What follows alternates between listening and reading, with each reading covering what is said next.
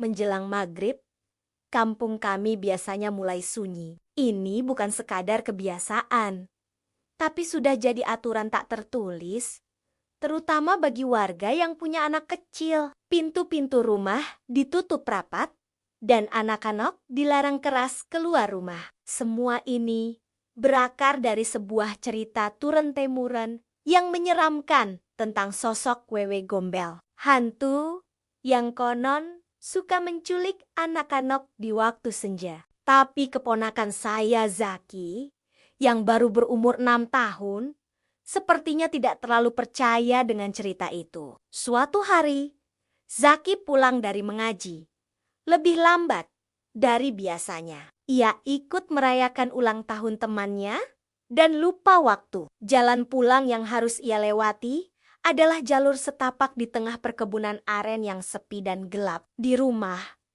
ibunya, yang juga bibi saya, sudah menunggu dengan cemas. Waktu terus berjalan, maghrib sudah lewat, tapi Zaki belum juga muncul di depan pintu. Rasa cemas itu perlahan berubah menjadi kepanikan. Bersama suaminya, bibi mulai mencari Zaki ke rumah teman-temannya.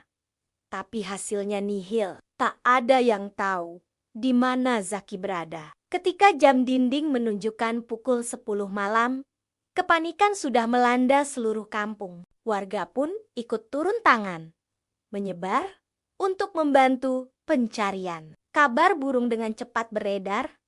Banyak yang menduga Zaki diculik oleh Wewe Gombel. Di tengah kebingungan, salah satu tetangga menyarankan untuk meminta bantuan Pak Ijal, sesepuh desa yang dikenal memiliki mata batin. Setelah mendengar ceritanya, Pak Ijal mencoba menerawang. Menurutnya, Zaki tidak jauh dari rumah.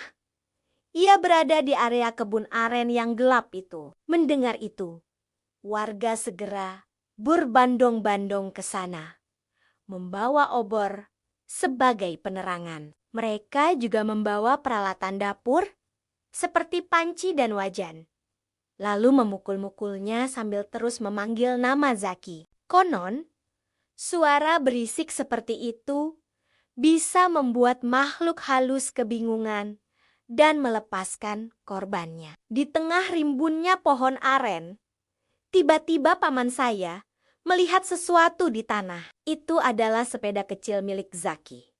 Semua mata langsung tertuju ke area itu. Tidak lama kemudian, seseorang yang menyorotkan obornya ke atas berteriak. Di atas salah satu pohon aren yang sangat tinggi, terlihat sosok kecil Zaki. Dia ada di sana. Wajahnya pucat pasi, tubuhnya penuh lumpur. Dan anehnya, baju yang ia kenakan bukan baju yang sama seperti saat ia berangkat mengaji tadi pagi. Dengan susah payah, warga akhirnya berhasil menurunkan Zaki. Suasana haru biru menyelimuti kepulangannya. Setelah ditenangkan dan diberi minum, Pak Ijal melakukan ruqyah sederhana untuk membersihkan Zaki dari pengaruh gaib. Barulah setelah itu Zaki bisa bercerita. Katanya, saat di kebun aren, ia mendengar suara cekikikan perempuan. Dari balik pohon, muncul sosok wanita yang sangat cantik. Wanita itu tersenyum manis padanya. Lalu, dalam sekejap, Zaki merasa tubuhnya terbang ke atas pohon. Wanita itu memeluknya erat, menawarinya berbagai makanan dan minuman yang tampak lezat. Untungnya, Zaki yang teringat pesan ibunya untuk tidak menerima pemberian dari orang asing, menolak semua tawaran itu. Menurut Pak Ijal, itu adalah keputusan yang tepat. Jika Zaki sampai menyentuh atau memakan hidangan dari makhluk itu, ia bisa menjadi bisu seumur hidup. Pak Ijal menjelaskan bahwa makanan yang terlihat lezat itu sebenarnya adalah kotoran manusia yang disulap oleh jin. Sosok hantu itu dipercaya sebagai arwah Omas, seorang wanita yang hidup puluhan tahun lalu di kampung kami. Kisahnya sangat tragis. Karena mandul,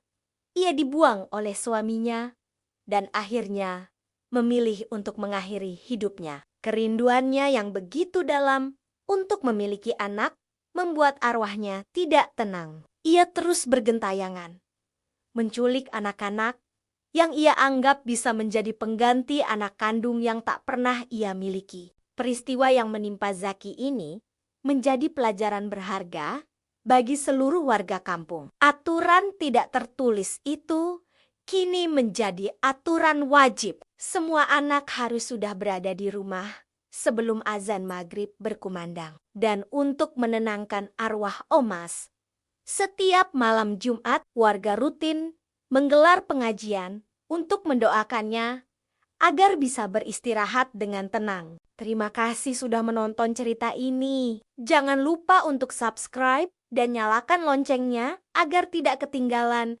video kami selanjutnya. Sampai jumpa.